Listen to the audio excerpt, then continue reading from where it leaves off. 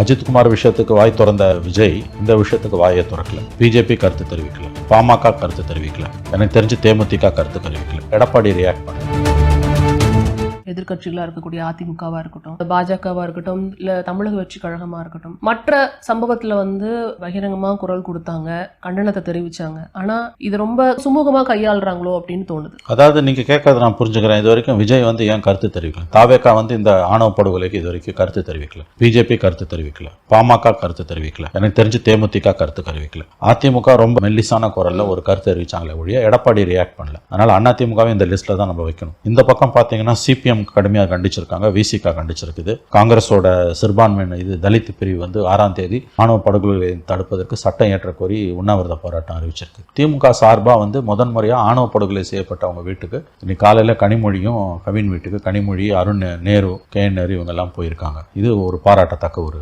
நிகழ்வு. ஆகவே இதில் பொலிட்டிக்கல் பார்ட்டிஸோட ரோலை பேசும்பொழுது நிச்சயமா பிரதானமாக திமுகவோட ரோலை பேசுவோம். அதுக்கு முன்னால மற்ற கட்சிகள் நாங்கள் பிரைமரி ஃபோர்ஸ்னு சொல்லிட்டு ஆட்சி மாற்றத்தை கொண்டு வருவோம்னு பேசக்கூடிய விஜயோட கட்சி தமிழக வெற்றி கழகம் வாயை திறக்கல.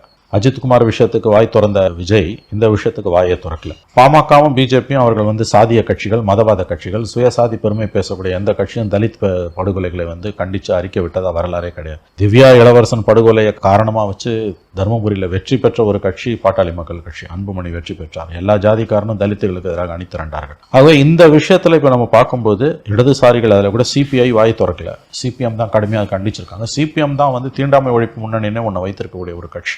சிபிஎம் தவிர விசிகா, காங்கிரஸ் இவங்களை தவிர யாருமே இப்போ வாய் திறக்கலன்றதான் துரதிருஷ்டவசமான உண்மை. இதுல அரசாங்கத்தோட ரோல் பேசணும்னா ரொம்ப அவலமா இருக்குது. ஏன்னா அந்த வன்கொடுமை தடுப்பு சட்டத்தின்படி ஒரு ஆணவ படுகொலை நடந்தால் உடனடியாக அந்த சம்பவ இடத்திற்கு மாவட்ட ஆட்சித்தலைவரும், மாவட்ட கண்காணிப்பாளரும், டிஸ்ட்ரிக்ட் கலெக்டரும், டிஸ்ட்ரிக்ட் எஸ்பியும் போகணும். நேற்று மாலை வரையில் அவர்கள் போகவில்லை. ரெண்டாவது அந்த பையனை நீ குண்டாஸ்ல டீடைன் பண்றது, குண்டாசம் 3 மாசத்துல உடைப்பாங்க. குண்டாஸ்ல டீடைன் பண்ணணும்னா கடந்த கால வரலாறு அந்த பையன் அந்த இளைஞன் மேல இருக்கணும். அவங்க ஒன்றும் ட்ராக் ரெக்கார்டு இருக்க மாதிரி தெரியல. அவங்க அப்பாவும் சப் இன்ஸ்பெக்டர் ஆஃப் போலீஸ், அம்மாவும் சப் இன்ஸ்பெக்டர் ஆஃப் போலீஸ். அவங்களை கைது செய்யணும்னு கொல்லப்பட்ட இளைஞனுடைய குடும்ப உறுப்பினர்கள் தர்ணா பண்ண பிறகுதான் அவங்க அப்பா நேற்று இரவு கைது செய்யப்படுகிறார். வழக்கு சிபிசிஐடிக்கு மாற்றப்படுகிறது. இப்போ ஓவராலா இந்த ஆணவ படுகொலைகள் விஷயத்துல திமுகவும் அதிமுகவும் எந்த விதமான வித்தியாசமும் கிடையாது. ஒரு கட்சின்ற முறையிலையும் அரசு எந்திரன்ற முறையிலையும் 2017 இதுவரைக்கும் 8 வருஷத்துல ரிப்போர்ட்டட் கேசஸ் 65 ஆணவ கொலைகள் தமிழ்நாட்டில் நடந்திருக்குன்னு எவிடன்ஸ் கதிர் சொல்லிக்கிறான். அதுல பாத்தீங்கன்னா கிட்டத்தட்ட 4 கேஸ் என்னமோ தான் கோர்ட்ல ட்ரையலுக்கு போய் அது தண்டனை கிடைச்சதா என்னன்னு தெரியாது. 4 கேஸ்ல தண்டனை கிடைச்சிருக்கு, அவ்வளவுதான். இப்ப இந்த விவகாரத்தை இது ரிப்போர்ட்டட் கேசஸ் 65 கேசஸ், அன்ரிப்போர்ட்டட் கேசஸ் எவ்வளவு இருக்கும்னு நமக்கு தெரியும். ஆட்சிகள் மாறினாலும் காட்சிகள் மாறலன்றதுதான் இதுல இருக்கக்கூடிய ரொம்ப துயரமான ஒரு விஷயம். சகலமும் சாதி தான், எந்த பக்கம் திரும்பினாலும் சாதி முன்னால நிற்கும்னு அம்பேத்கர் சொன்னது இன்னைக்கு மீண்டும் மீண்டும் அனுதினமும் க்ஷணந்தோறும் நிரூபிக்கப்பட்டு வருகிறது.